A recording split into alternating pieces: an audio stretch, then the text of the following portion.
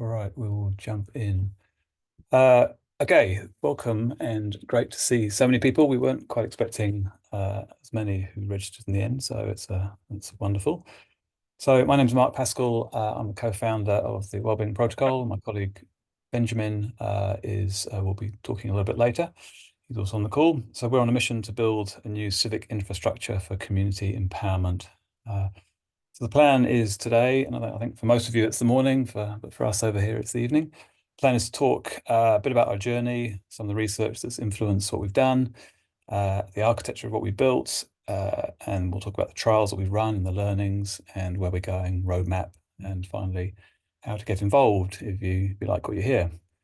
So I think what we'll try and do is, given the numbers of people, we'll sort of hold off questions until the end. Excuse me. And I think perhaps we'll use a chat, kind of a little bit of experiment in collective intelligence. If you've got any relevant articles or resources that you think might be useful to the rest of the group, feel free to throw them into the chat and we will collate them and stick them in the speaker notes. And so we'll share the slides, the speaker notes, and the video with you afterwards. So we'll keep some questions till the end and we'll stay on past the hour for extended Q&A if you want to stay on, ask more questions. So a bit about me. I'm from the UK originally, second half of my life in New Zealand. Spent my career in software engineering, originally a developer, and then ran a software services company for many years. And during that time, I got heavily involved in the world of crypto, Web3, blockchain, and ended up getting quite sucked into that world and got involved in some pretty cool projects around the world. So I had this kind of mid-career crisis about 4 years ago and felt the need to do something with a bit more purpose with the knowledge I'd gained. And sold my business and kind of stepped away and spent some time reflecting and kind of started looking for a problem to solve in a way. And soon stumbled across this quite big problem, the social welfare and philanthropic systems, essentially the organizations and systems that modern societies have set up to support the people who, for whatever reason, haven't done well out of the capitalist system. So this bit of research we came across quite early in the project, done by the Auckland City Mission in New Zealand. They tracked a family of 4 over 2 weeks, and it turned out that they interacted with an astounding 41 different organizations, and it really highlighted this infrastructure that we've built is struggling in an increasingly complex and inequitable world. But most importantly, the system is very disempowering. The people with power and money are making decisions that affect people without power and money. So at the time, we kind of had this seed of an idea that new technologies, specifically decentralized technologies, could somehow have a positive effect. I'll say just before I go on, this webinar has been targeted at people mostly outside New Zealand, so where we're based. So I'll just talk a little bit to the bulk of you a bit about the culture here and how it relates to the project. So, like any country in New Zealand, we face many problems. But there's a few things that I believe has made this quite a fertile ground for this project. Number one, I think being a remote island has engendered a strong culture of mutualism and interdependence. Secondly, I think certainly not without controversy, but we're a bicultural nation. So the founding document, the Treaty of Waitangi, was a treaty between Indigenous Maori and the Crown of England, and has continued to have a pretty big impact on government policy. And this co-governance constitutional environment has allowed New Zealanders to integrate and learn from Māori approaches to community leadership. Some examples of things we've done a little bit differently. In 2019, the government introduced the Wellbeing budget that focused on broader indicators of success beyond GDP. New Zealand has one of the highest rates of volunteering and the biggest charitable sector size compared to many other countries. In 2017, we passed some quite groundbreaking laws granting legal personhood to the Wanganui River. And so I guess out of that environment has emerged some really interesting companies, like some of you may have heard of Inspiral and Lumio, and some of the core people from the Open Collective products are based out here. So we started our journey sort of looking at how communities in New Zealand and around the world were essentially trying to help themselves. And we looked at things like time banks, local currencies, community gardens, and really found numerous examples where communities were trying to help themselves, but it tended to be at quite a small scale, tended to be quite fragile, often relying on sort of one volunteer or a small group. But we also started researching some of the fundamentals of well-being, and just really want to pull out some of that research. Some of you may have come across Johan Hari's book, Lost Connections. That had a big impact on us because it really sort of explained really well sort of the root causes. So Johan sort of looked at the root causes of depression and anxiety, and sort of challenged this whole notion that they're due to a chemical imbalance. So he identified 9 key social and environmental factors contributing to mental health issues, such as disconnection from meaningful work, relationships, the importance of community and nature. And really the book advocates the addressing of these underlying causes to achieve true healing and well-being. So really reconnecting with society and personal values was the thing that sort of stuck out for us. The other area was something that actually came out of the permaculture world. Excuse me. The permaculture world. So the 8 Forms of Capital, really interesting blog, came out quite some years ago, and they talk about that the fact that, especially in the West, we're a little bit obsessed with financial and material capital. And they talk about the many other diverse forms of wealth beyond financial, and each form represents different resources and value streams contributing to holistic well-being. And by recognizing and cultivating these capitals, individuals and communities can achieve much greater well-being. And importantly, relatively small amounts of financial and material capital can actually help unlock other types of capital. So it was really that sort of nugget, small amounts of capital can unlock much bigger forms of alternative capital. The other key bit of work was Ellen Ostrom's work on the commons. So Eleanor was the first woman to win the Nobel Prize for economics. Essentially, what her research was based around was the study of the commons. So the commons are this stuff that nobody owns, but we all benefit from. So it could be a stream between my farm and your farm, or the air we breathe, or more abstract things like culture as well. And the prevailing assumption is that the commons, the things that nobody owns, gets trashed because we act selfishly, and the tragedy of the commons occurs. But Eleanor challenged that notion and actually went around the world and and she researched a lot of indigenous cultures, and actually discovered that in certain situations the commons wasn't being trashed, and the tragedy of the commons was being looked after. So she identified the 8 principles of managing the commons. There's a very shorthand version of them. But essentially, what she was all about is localism. And this is a great quote from her. There's no reason to believe that the bureaucrats and politicians, no matter how well-meaning, are better at solving problems than the people on the spot who have the strongest incentive to get the solution right. So, and we all kind of instinctively know that working together in community groups where you have a common purpose is a wonderful thing. It's how we've evolved. We're supposed to live in tribes and villages and Dunbar's number and all that sort of stuff. But it's hard, as we all know. We have this sort of huge forces of technology-fueled capitalism, which is pushing us in the opposite direction. Economy of scale, centralization, increasing GDP, individualism, consumerism. And our social welfare system is generally focused on helping individuals or family units. So we started exploring the idea that could community well-being actually be thought of as a commons? So like use an example, if I'm living in a social housing complex, I can make decisions as an individual. I can turn my stereo up that might benefit me but piss off everybody else, or I can make decisions that support the community. So could we apply Ostrom's principles to actually try and nurture community well-being? So that was kind of the sort of where we found ourselves, or what we found ourselves thinking about. We also started looking at alternative ways to sort of organize ourselves, and the world of Web3 and crypto. So this is where I spent a lot of my previous career, and I haven't got time to go real deep into this. That's a whole other lecture, but I will just give you a bit of an overview for people who don't know anything about it. So essentially, Web3 is this new paradigm for building technology systems. And the reason it's so different and so important is because our entire capitalist system is built on the fact that we need trusted intermediaries because we don't trust each other. So, for example, in the financial sector, we have banks, but it applies to every other industry. But these intermediaries, often driven by technology-enabled capitalist extractive incentives, have become incredibly powerful. So Web3, for the first time in modern history, actually allows us to build systems, often referred to as protocols, that don't rely on trusted intermediaries.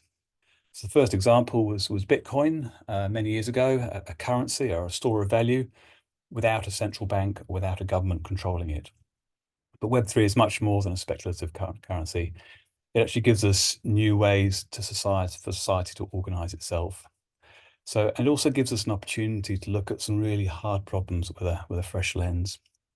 And the DAO or decentralized autonomous organization is essentially a company that runs on this new Web3 infrastructure. Think of it like a digital company or a club that runs itself using transparent open source computer code instead of relying on managers and a central authority. So people joining a DAO might own tokens, which are like shares, and they can vote on decisions about how that organization operates. Everything is transparent and decisions are made based on the collective votes of the members, and the technology allows us to very quickly experiment with new ways of doing democracy.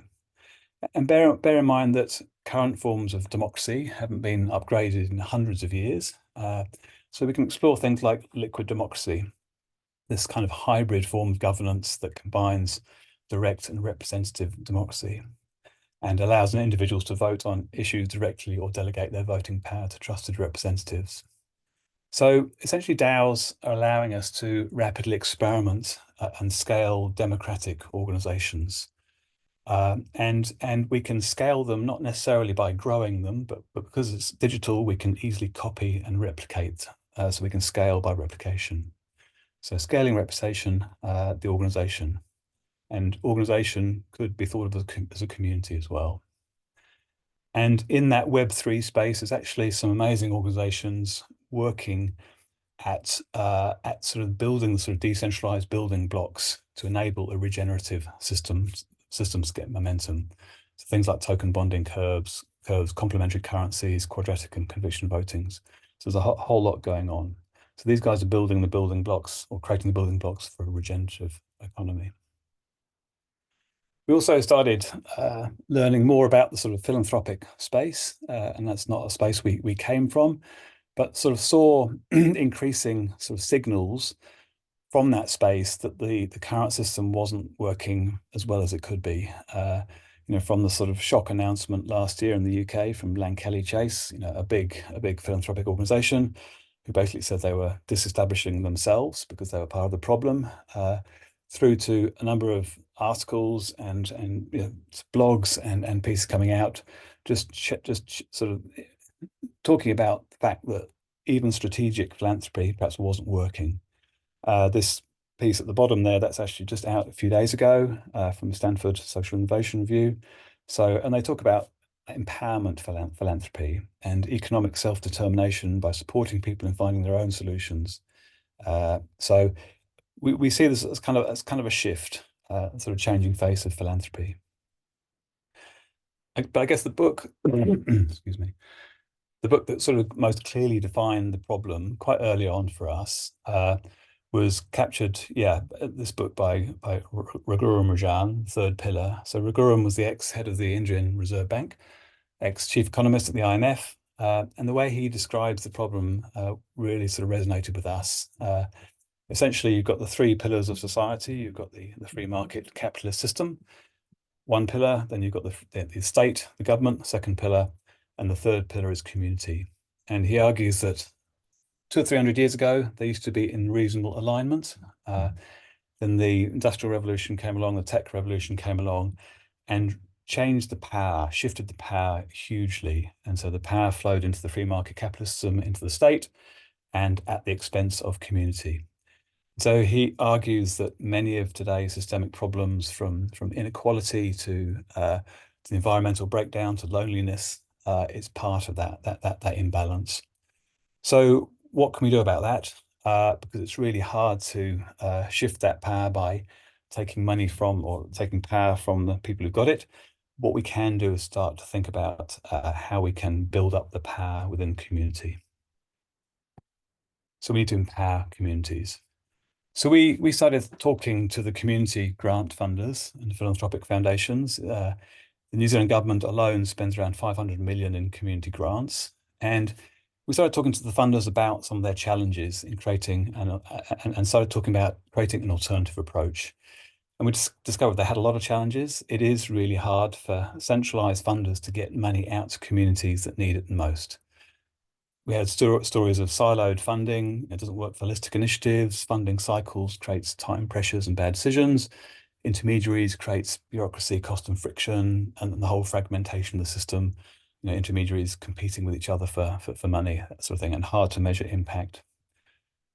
One of the funders we spoke to was one of our core government agencies, Sport New Zealand. They were really interested in the concepts and were excited about the potential to get of new ways to get money out to hard to reach communities.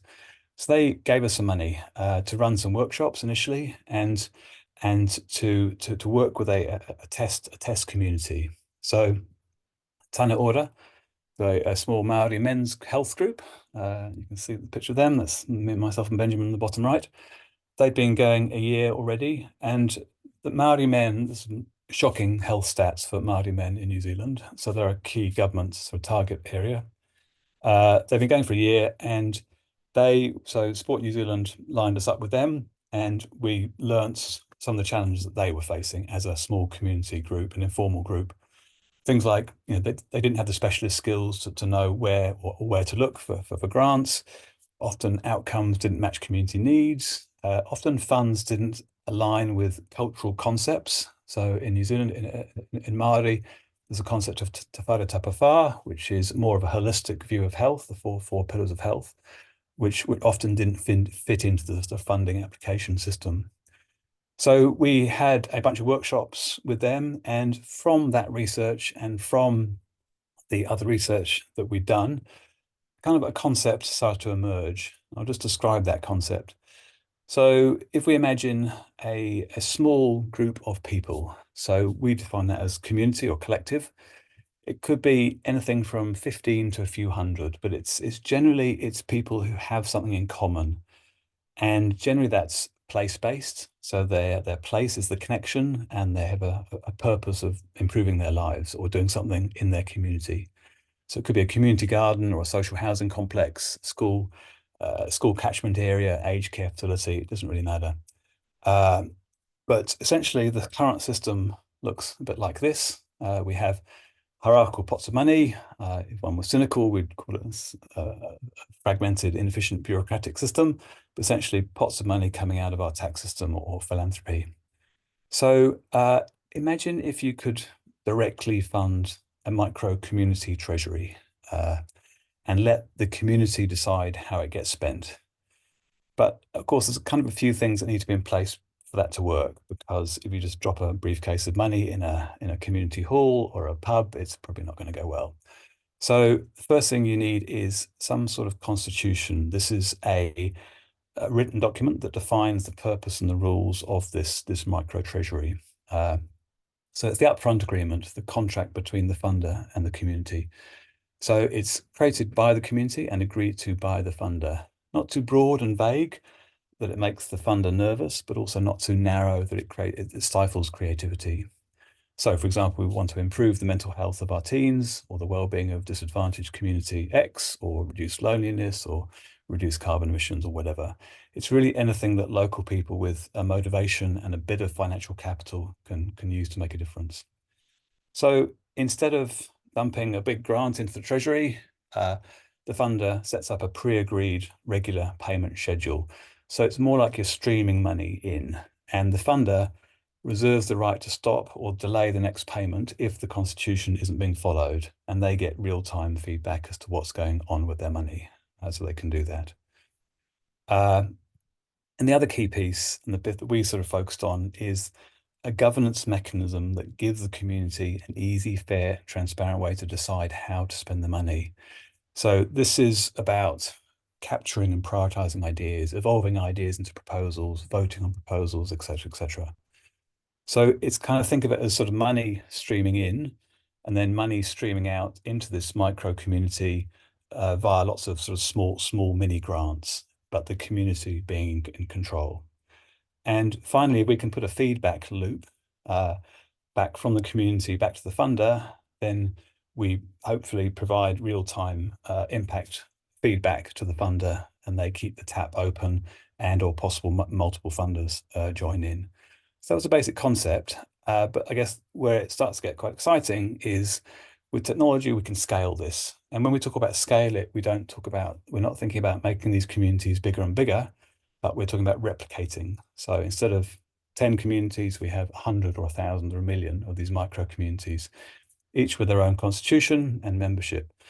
Well, so a person can be part of many communities. And so once we do that, you can think of it as kind of a two-sided marketplace that democratizes giving. On the left-hand side, we've got these large numbers of micro communities doing good. And the right-hand side, we've got people who want to use financial capital to basically support people doing good. So you can imagine on the right-hand side, you might jump onto a website and search for all the communities within a 5-mile radius of where I am, who are working on ecological or mental health projects, and 2 clicks and I can donate or even lend or even join in, actually go and turn up at the town hall. And we can also start to create solutions for large funders, government agencies, philanthropic foundations who want to do this at scale. So on the back of this concept, we managed to raise about £100,000, $200,000 to build a minimum viable product. So we raised this money from a bunch of government agencies in New Zealand, and to build a product and to run a trial with the Tāne Ora men's group. So this started in May last year and went really well. And Benjamin will talk a bit more about that in a minute. So what I'll do now is just give a bit of a demo of the software. Okay, so this is, you're just looking at my phone here. So a few important points before I talk about the software. So what we're building this part of the project is essentially a suite of governance tools. It's a governance tool. We want to build tools that support real life human connection and relationships, not replace it. So for example, we're not going to build a chat feature. We want people to meet up and have physical meetings where they can discuss. And because we're talking hyper local, this can happen. Our focus for this part of the project has been very much on the interface challenge. Our assumption is that people do have some sort of smartphone or access to a computer, and we can talk about accessibility a bit later. We've got apps in the App Store and there's a web version. We've tested on very low-end devices, so very cheap Android devices. And importantly, it's really important that there are local support partners to ensure that the accessibility is 100% inclusive and training and support is available. There's this concept of a steward. So a steward is there's a small number of stewards within each group, and they are typically between 1 and 4 people within the community who have a bit more capability, a bit more time. They're respected, and they've got some time to do some extra bits. So they're there to support but not control the community. We've got various mechanisms to sort of limit any potential power abuse. And also communities need boundaries. So you do need to be in or out. So this is the app here. So when I log in, I'll just have a look at the Constitution. I essentially agree to the Constitution. So I'm already logged into this thing. It's a very quick sign up. This is a very short Constitution. So this is an example community around a group of people who are doing some ecological restoration in their area. That's the purpose of the fund they've defined in their Constitution. So essentially, it's a workflow system. So we can see the fund at the top. So the fund total 4,700. That's constantly changing as more money goes in. And then we've got this workflow down the bottom. So we've got from ideas through to in review. I won't go through it. Ideas, in review, proposals, and then projects. So the concept is anybody in the community, once they're in, they can put a new idea in. So I click on the new idea button on the bottom right, and I can just put a one-line idea, blah, blah, blah, blah. I can even record it, but pretty much it's just one line, and that goes in. So now my idea is in. The next step is for everybody to vote on everybody else's idea. So we get a signal from the community as to which are the popular ideas. And we've implemented this thing called quadratic voting. To briefly explain that. So on the top right, we've got 100 voting credits, and each vote costs me 10 credits. So if I want to vote on the plant more native trees, I've just given that one vote. That cost me 10 credits, and that's gone up in the list. And I can use 3 votes, that cost me 30 credits. But the quadratic part is if I want to give something two votes, I'm more passionate about it. It costs me 40 credits, or 3 votes. I'm really passionate about it. It costs me 90 credits. So the cost of being really passionate about something goes exponentially up. And bear in mind, I can change my mind anytime. This is a continuous system. There's no end point, but it means I have to be careful around. I can only really be passionate about one thing at a time, because pretty much I'm now out of credits. So it's I can signal my relative preference at any time. There's no voting deadline. So the next stage of the process is for the stewards to click into to take the popular idea. So the plant more native trees, that's a popular idea. I click onto that. Now I'm a steward, me and Benjamin are steward of this community. So we see this pink bit down the bottom. So we need to approve the popular ideas. So I can click on approve. I won't do it now, but that basically puts it into the next stage of the workflow. It's now in review. So these are the popular ideas as indicated by the community. So then the stewards sit down with the proposer of the idea in the community, and they start to change that idea into a proposal. So I'm going to go click create draft proposal. So it pulls across the information from the idea. We then need to fill out some extra stuff: time frame, cost, owner, benefits, risks, any supporting documents. I can sort of take a picture of a quote if I want to. Just add that in. Very simple.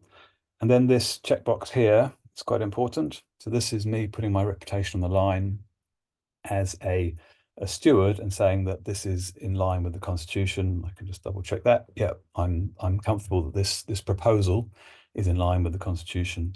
So I publish that, and again, there's a sort of multi-sig, so at least one steward has to approve it, but I won't go into that. But then basically goes into the third stage of the workflow, which is the proposals. So now we've got a number of proposals that have got enough information for the community to make a sort of a relative comparison of. And I just thought so, and we recommend the stewards have between 3 and 5 proposals in any one time. Remember, this is a continuous system.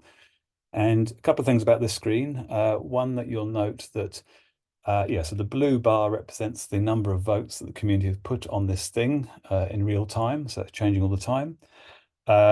And I can use my separate quadratic voting credit to vote on stuff. The the black vertical line is the threshold. So that's the kind of the threshold that this needs to pass. So when the blue bar hits the black line, the proposal passes, it turns into a project. You notice that the thresholds are different for each one, and that's because that's coded into the maths. So a cheaper proposal needs less votes than a more expensive proposal relative to the amount of money in the fund. So the top one, it's saying, okay, $3,000, that's a big chunk of the fund. That's sort of, more than half the fund. We need a high level of consensus within the community before that will pass. Another thing we built in is this thing called conviction voting, which is essentially a time dampening effect. The best way to explain that is if I put 3 votes on the $60 plant native flower meadow thing, you notice the blue bar doesn't change. That's because it takes time for that number of votes to build up. So it'll start from 0 and it'll go to 3 over a time period. So we've set this, I think, for this community of half-life of 3 days.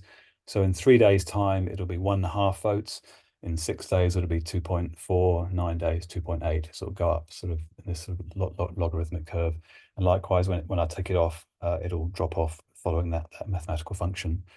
And the reason we do that, a number of reasons. One is that it mitigates against sort of last minute voter swing and voter pressure issues, because I can put my vote on and be pressured, and I can just take it off when I get home. It favors people with long-standing conviction versus people who are changing their mind all the time. And the other key point is that this combination of conviction voting and quadratic voting actually mitigates or reduces the effect of a key problem of any one person, one vote system called the tyranny of the majority. So the majority always gets their way.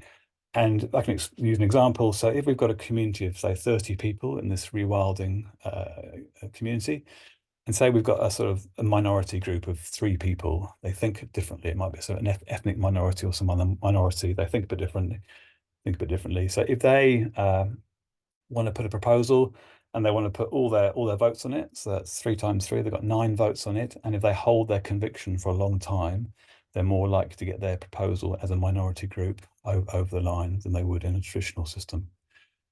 So when the proposal passes, when the blue line hits the black bar, it automatically drops off into a project. The person who owns that project gets notified. Your thing has passed. There's then a manual process to get them the money, and that is still manual.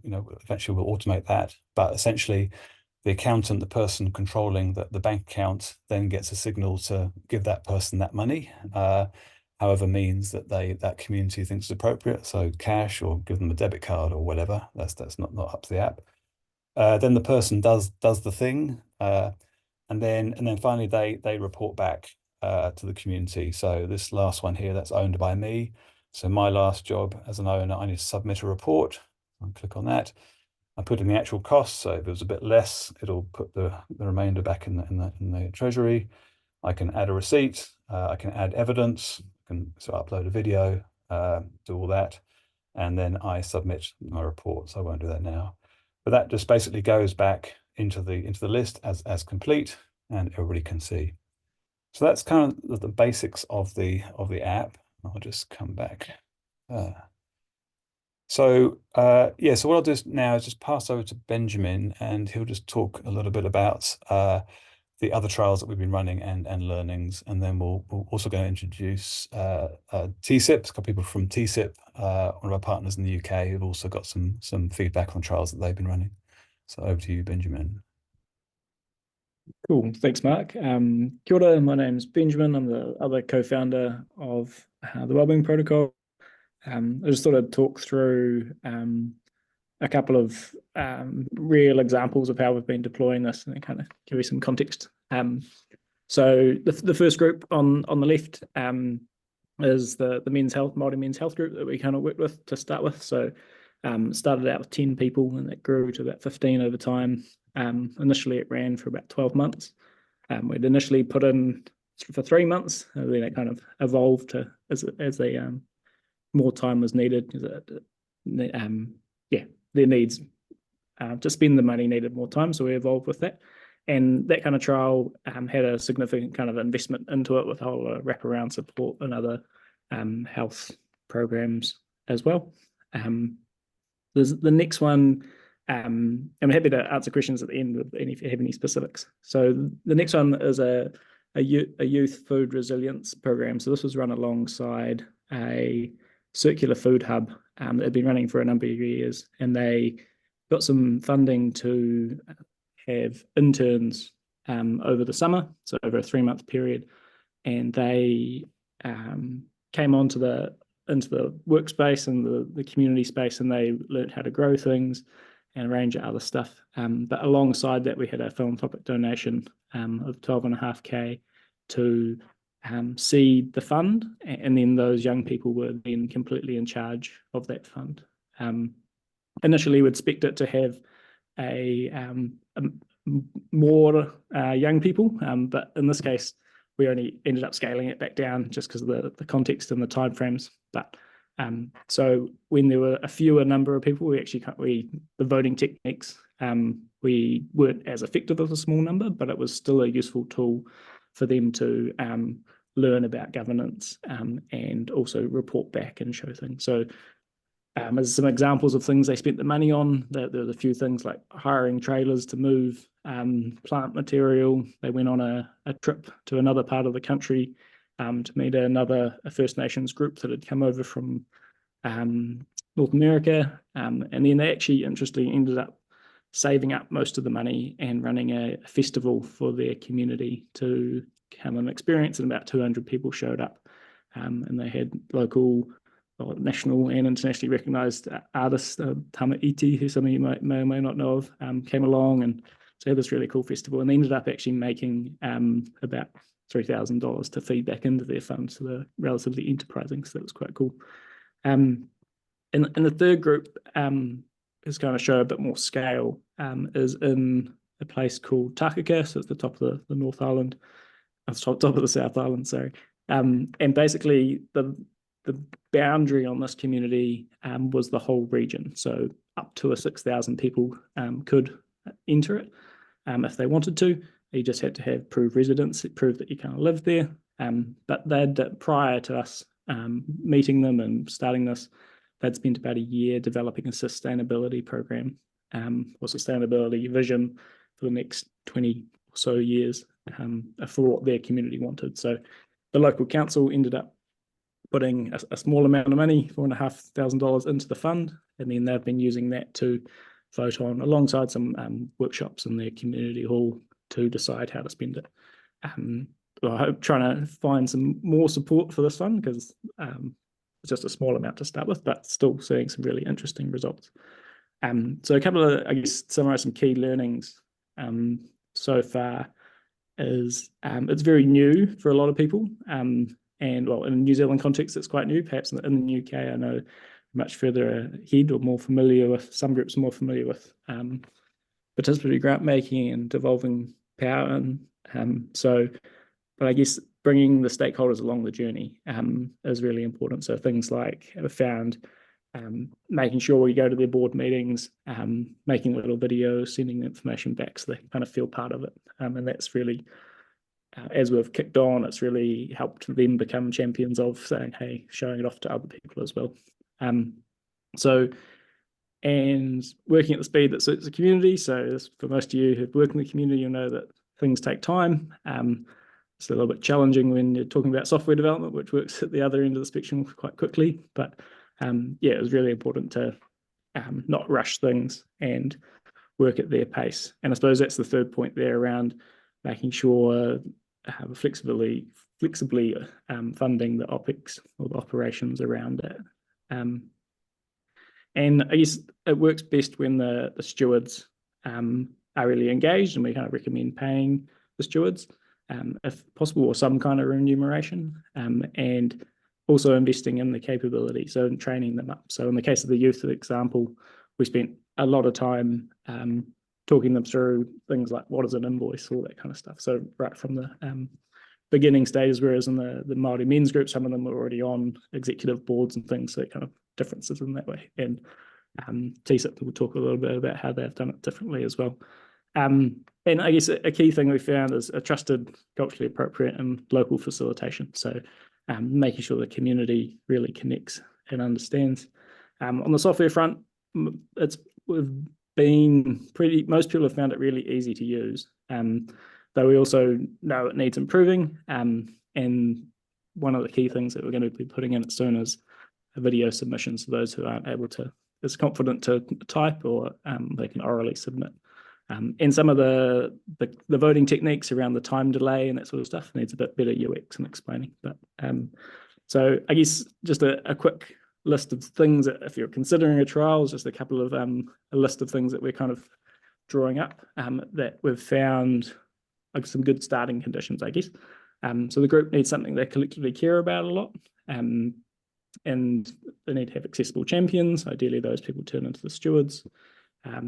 And a clearly defined boundary. So this is one of Ostrom's principles, and it potentially it kind of grates for some people a little bit on the definition of community and having a boundary, but ultimately we need to decide if you can vote or you can't vote.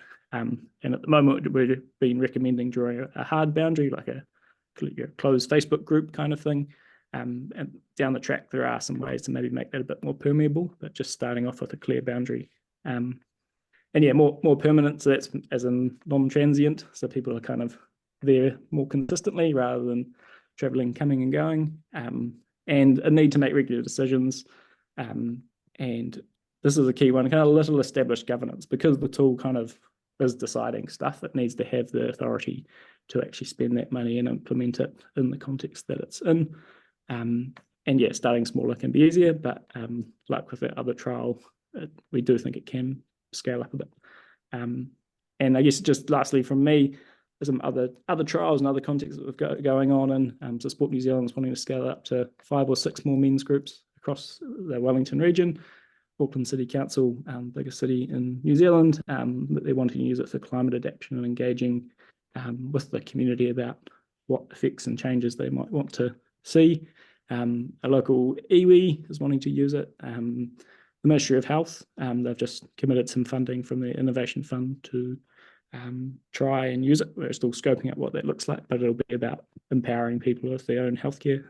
2 high schools, I think youth mental health is a big issue in New Zealand and around the world, but I think those will be the focus of those. And the next 3, the Menzies, the Coalition of Everyone, and Regen, all Australia-based. There's a number of conversations going on with them about what their particular context would be, and they've got lots of ideas. It's just nailing down one. And over in the UK, HACT, in collaboration with the Social Change Agency, we're looking at something in the housing space there. So yeah, I'll hand it over to Daniel and Nairat to have a bit of a brief chat about what they've been up to with Tessa.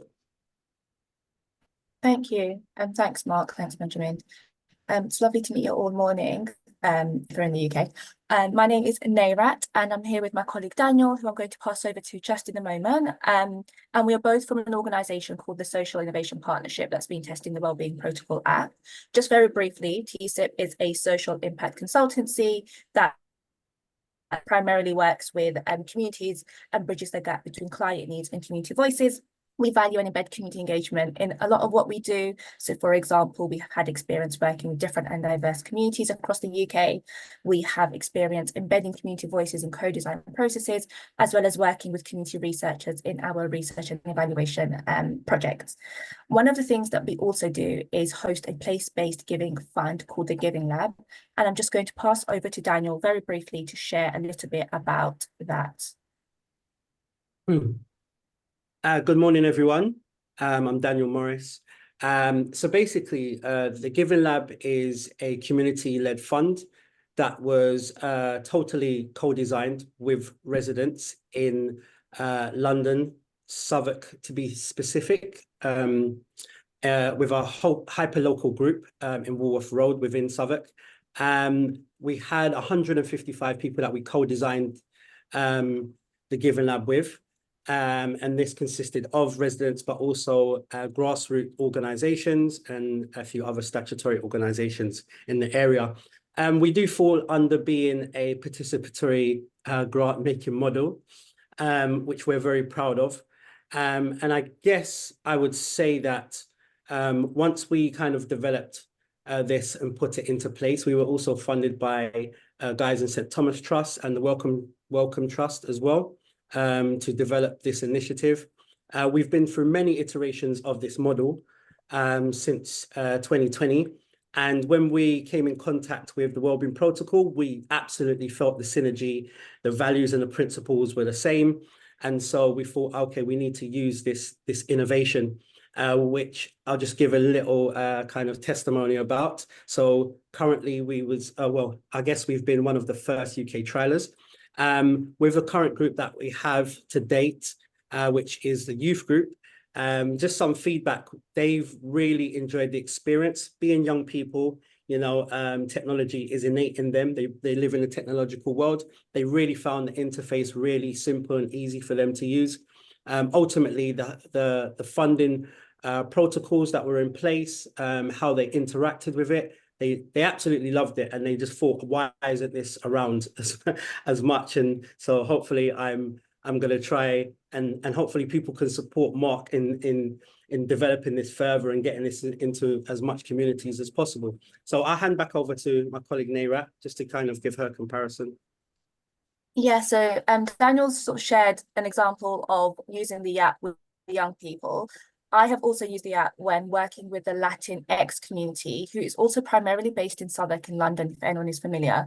And this group, or this community group in London, is traditionally underfunded and completely overlooked in sort of decision making, as well as most importantly funding as well. And so when the Wellbeing Protocol app was introduced to this particular group, they were super keen, super excited, and thought that it would, you know, enable a fair decision making process, which it did. However, there were some challenges that emerged, and one of those key challenges that emerged was that following the voting on the app, some members of the community group they were working with thought, hey, their top voted ideas don't actually reflect the ideas that we thought were going to get the most votes, which is always tends to be the case in any voting process. But the wonderful thing about the Wellbeing Protocol app is that it has the quadratic voting, which Mark earlier explained. And essentially what that means is that people can see how many thumbs up sort of people use to vote, right? So we can see whether a particular idea was most amount of votes was used 3 thumbs up, or potentially if a particular idea had the least amount of thumbs up as well. And what that enabled us to do was to essentially have some clear evidence behind why certain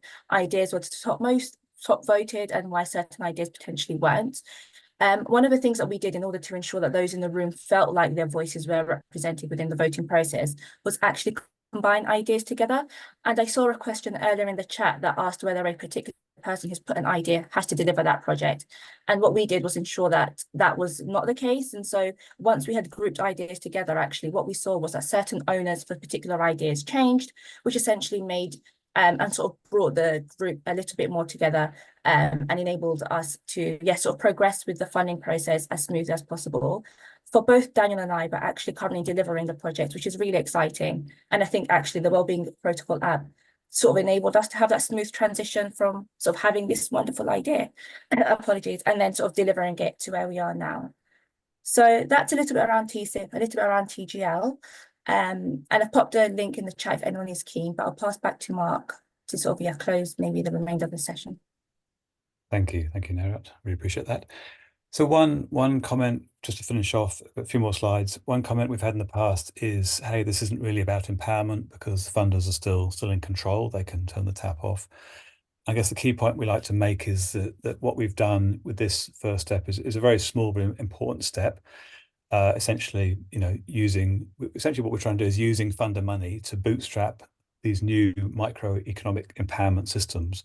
So we want to scale this, and that's, as I mentioned before, it can scale. We can go from hundreds to thousands to millions of these micro communities.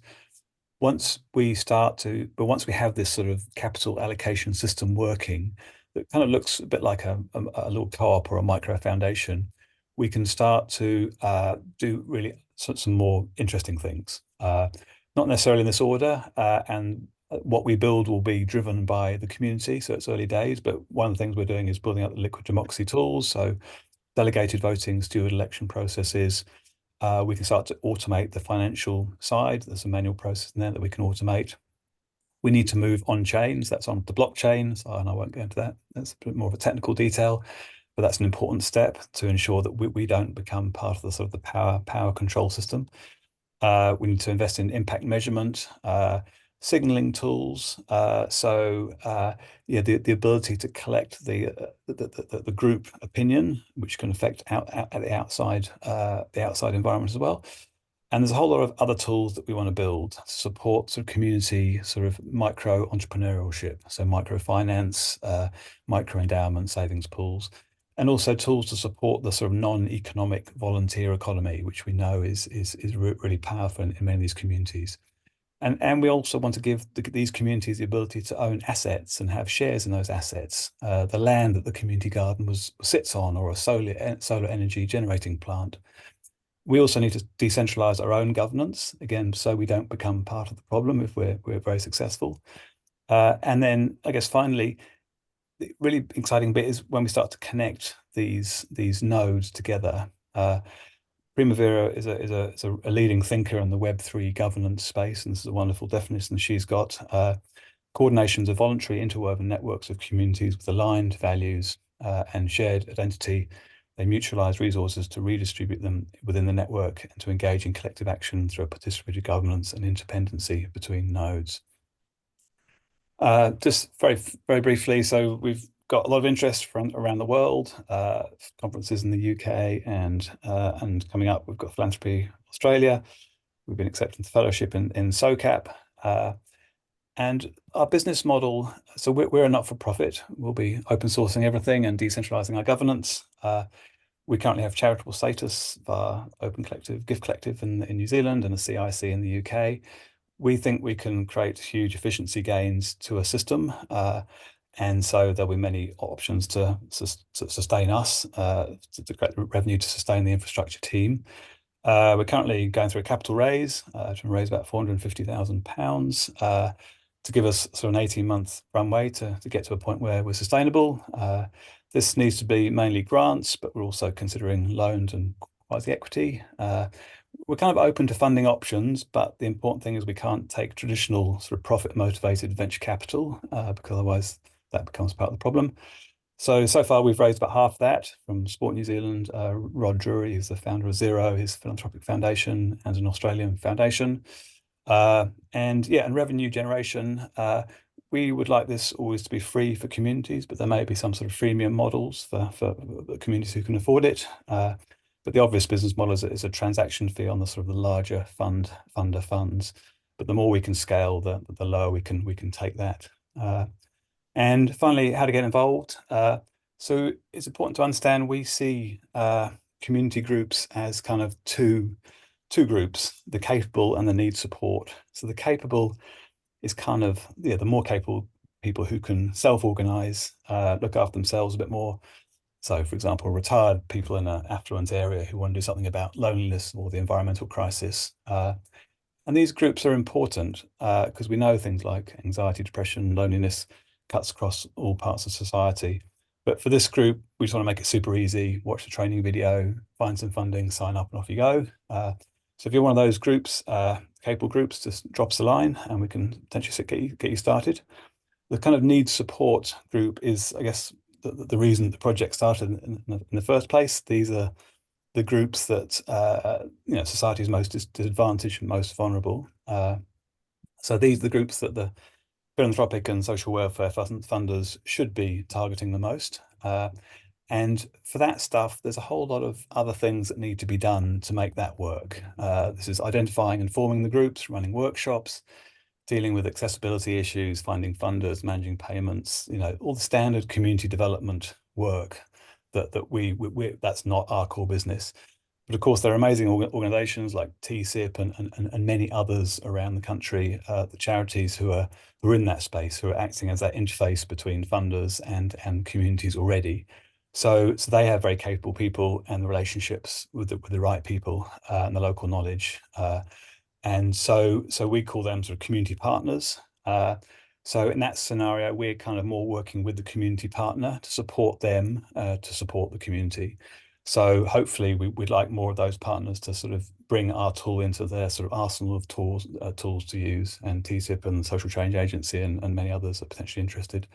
So we're just working on an accreditation system. So if you're one of those organizations, drop us a line. We'd love to hear from you. And then funders.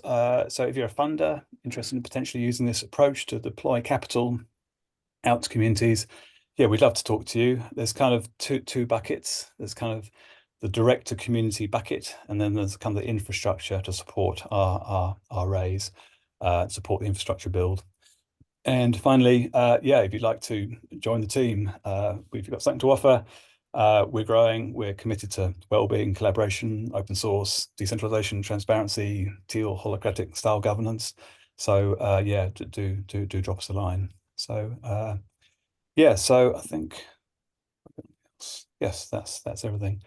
So we've run longer than we thought. We thought we'd have more time for questions. But I will just I don't know, Benjamin, if you captured any questions that we could answer in the last 5 minutes. And I was going to say we're happy to stay past the hour and just keep answering questions until we fall asleep. Yeah, cool. I can yeah, feel free to drop off, and we will share out the other stuff. I'll just pick up a question out of the chat before anyone wants to ask one. They're talking about broadly, where does the money come from?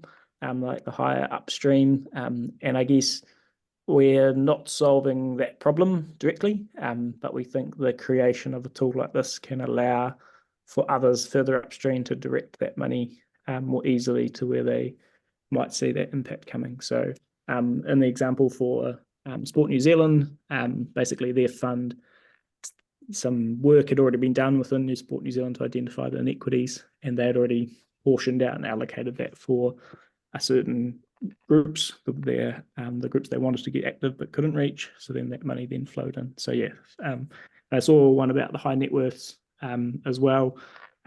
Yeah, we'd love to. There's with Mackenzie Scott and others attempting like big, let's just give out the money type thing, but they still give it to the intermediaries, right? They are giving it out much more frequently and fluidly to groups, and those groups do really good work, but often they still struggle. It's really hard to give out $1 billion at a couple of clicks, but I guess the vision is if this infrastructure was in place, it might enable that to happen more efficiently, that sort of thing. But yeah, any other questions? There's an interesting one from Simon about trust, and he basically is asking about, do people know who's delivering their ideas? And so yes, basically everything's transparent, apart from you can tell like the breakdown of the vote, but you can't tell who voted what exactly. But yeah, he had an interesting point about whether that built trust or lost trust by knowing that. I think generally transparency builds trust. There's been a few people who have been not wanting to put their name to an idea, but like when they put it up, just because they're maybe a bit shy or maybe embarrassed by the idea or something like that. So by putting your name on it and having no anonymity does, I guess, will create some kind of a dynamic, but generally we think that it's better to be transparent about it rather than having anonymity, because with anonymity online, etc., that leads to other problems as well. And plus, I suppose we're really seeing this as not really online communities; they're more in-person communities. So you'll hopefully the communities you're interacting with will you'll know them in person, or you might have met them before, or at least one other person away from you might know them. So yeah, any other questions? Who would put your hand up?